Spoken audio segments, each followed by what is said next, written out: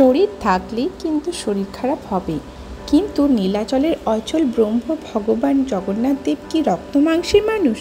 তবে কেন তিনি প্রতি বছর জ্বরে পড়েন? প্রতি বছর রথের আগে জগন্নাথ দেবের স্নানযাত্রা পালিত হয় পুরী সহ আরও বিভিন্ন মন্দিরে, যেখানে যেখানে জগন্নাথের পুজো হয়। এই স্নানযাত্রার পরপরই জ্বরে পড়েন জগন্নাথ দেব। কেন এমন হয় তার নেপথ্যে রয়েছে কিছুটা ইতিহাস, কিছুটা পুরাণ এবং কিছুটা কিংবদন্তি। আজ আমরা আলোচনা করব কেন জগন্নাথ দেবের জ্বর হয়। তিনি তো আসলে রক্ত মাংসের মানুষ নয়, তারপরেও কেন তার জ্বর আসে। হরে কৃষ্ণ, রাধে রাধে। আমাদের ভিডিও শেষ পর্যন্ত জুড়ে থাকবে। পুরীর মন্দির প্রতিষ্ঠা করেছিলেন মালবরাজ ইন্দ্রদ্যুম্ন। তাকে ভগবান জগন্নাথ স্বপ্নাদেশ দিয়েছিলেন জ্যৈষ্ঠ মাসের পূর্ণিমার দিন যেন তাকে 108 কলসির জলে স্নান করিয়ে অভিষেক করা হয়। শাস্ত্র মতে জ্যৈষ্ঠ মাসের পূর্ণিমা হলো ভগবান জগন্নাথের জন্মতিথি। সেই কারণেই প্রভু জগন্নাথ তার স্নান অভিষেকের নির্দেশ দিয়েছিলেন রাজাকে, যে নির্দেশ আজও অক্ষরে অক্ষরে মেনে চলেছে পুরী সহ প্রতিটি জগন্নাথ মন্দির। প্রতি বছর জ্যৈষ্ঠ মাসের পূর্ণিমায় 108 কলসির জলে পবিত্র স্নান করানো হয় জগন্নাথ, বলভদ্র এবং সুভদ্রাকে। কিন্তু কথা হচ্ছে, জগন্নাথ কি আর 5 জন দেবতার মতন? মালবরাজ ইন্দ্রদ্যুম্নের পত্নী গুন্ডিচা দেবীকে মনে করা হয় জগন্নাথের মাসি, অর্থাৎ জগন্নাথ তার কাছে ছিলেন সন্তান তুল্য, একেবারেই কোলের ছেলে।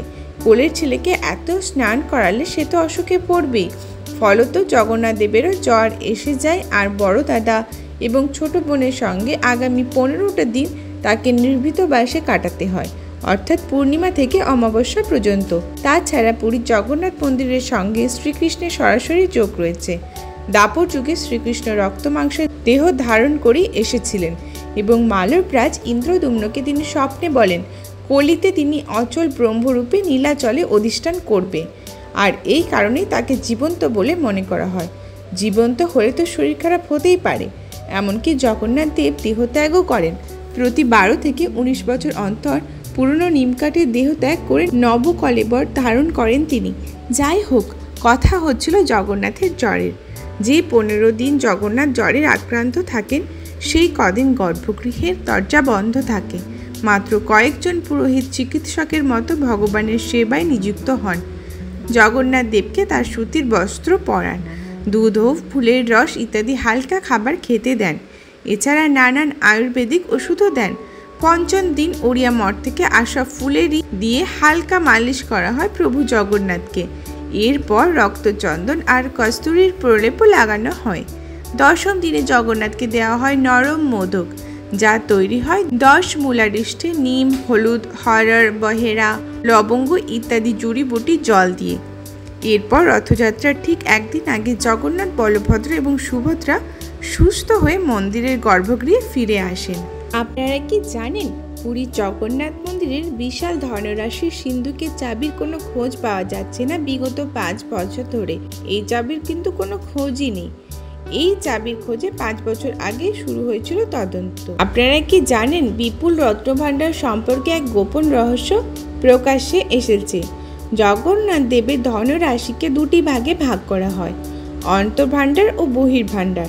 2টি ভাণ্ডার মিলিয়ে রয়েছে 7টি ঘর। জগন্নাথ দেব, বলভদ্র এবং সুভদ্রাকে যেসব অলঙ্কার পরানো হয় সবই থাকে বহির্ভাণ্ডারে। সেখানে শুধু সেবায়তরা ঢুকতে পারেন। জগন্নাথ দেবের মাথায় যে ব্রহ্মজ্যোতি হীরা থাকে, এছাড়া বলভদ্রের নীলা ও সুভদ্রার মাথায় মানিক, সব কিছু এখানেই থাকে। অন্তর্ভাণ্ডারে রয়েছে এর কয়েক গুণ বেশি মহামূল্য রত্ন। সেই কুঠুরি কিন্তু ঘুটঘুটে অন্ধকার। দক্ষিণ ভারতে যে কোনো মন্দিরে ধন সম্পত্তি থেকে অনেক গুণ বেশি সম্পত্তি আছে পুরীর জগন্নাথ দেবের মন্দিরে।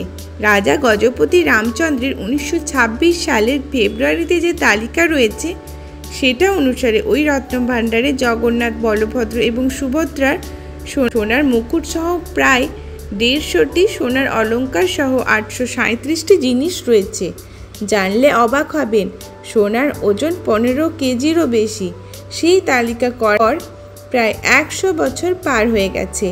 এর মাঝে অবশ্যই অলঙ্কারের পরিমাণ বৃদ্ধি পেয়েছে বিপুল পরিমাণে। রত্নভাণ্ডারে ঢুকতে না পারায় অলঙ্কারের সঠিক পরিমাণ এখনো স্পষ্ট নয়।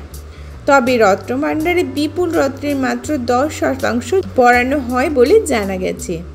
এই বিপুল রত্নভাণ্ডারে ঢুকতে গেলে কিন্তু শরীরের সমস্ত অলংকার পোশাক খুলে শুধু গামছা পরে পরিদর্শকদের ঢুকতে হয়।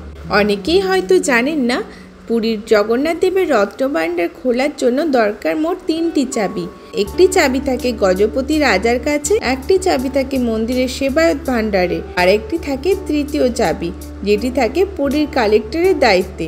চাবি হারিয়ে গেল প্রভু জগন্নাথের রত্নভাণ্ডারে পাহারা দিচ্ছে একাধিক বিষদর্শক। গল্পের মতো শুনতে লাগলো 2018 সালে শেষবার যখন রত্নভাণ্ডার খুলতে গিয়েছিলেন সরকারি প্রতিনিধি ও জগন্নাথ মন্দিরের সেবায়তরা, তখন তারা চাক্ষুষ দেখতে পেয়েছিলেন ওই বিষধর সাপেদের। এমনকি রত্নভাণ্ডারে পৌঁছানোর জন্য সরকারি প্রতিনিধির সঙ্গে ছিলেন সাপের ওঝাও।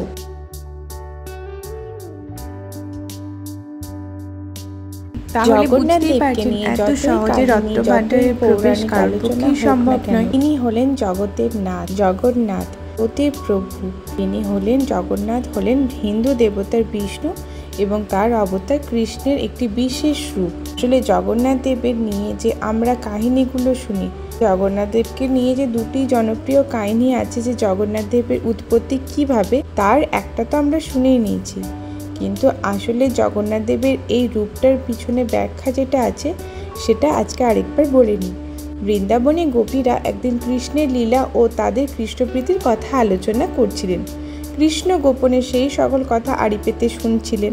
কৃষ্ণ ভগিনী সুভদ্রাকে নিয়োগ করা হয়েছিল গোপীরা যখন কৃষ্ণের কথা আলোচনা করেন তখন কৃষ্ণ যেন তাদের নিকটবর্তী না হতে পারে সেদিকে নজর রাখার জন্য। কিন্তু গোপীদের কৃষ্ণপ্রীতি দেখে পরিতুষ্ট সুভদ্রা তাদেরই কথা শুনতে শুনতে বিমোহিত হয়ে গেলেন। তে পেলেন না যে তাদের দুই দাদা কৃষ্ণ ও বলরাম এগিয়ে আসছেন। শুনতে শুনতে দুই ভাইয়ের কেশ খাড়া হয়ে উঠল, হাত গুটিয়ে এলো, চোখ দুটি বড় বড় হয়ে গেল। এই কারণেই জগন্নাথ, বলরাম ও সুভদ্রার এই প্রকার রূপ। বৈষ্ণবরা কৃষ্ণের এই বিমূর্ত রূপটিকে পূজা করেন। হরে কৃষ্ণা, রাধে রাধে। আপনাদের যদি আজকের এই ভিডিওটি ভালো লাগে তাহলে অবশ্যই আমাদের চ্যানেলটিকে সাবস্ক্রাইব করবেন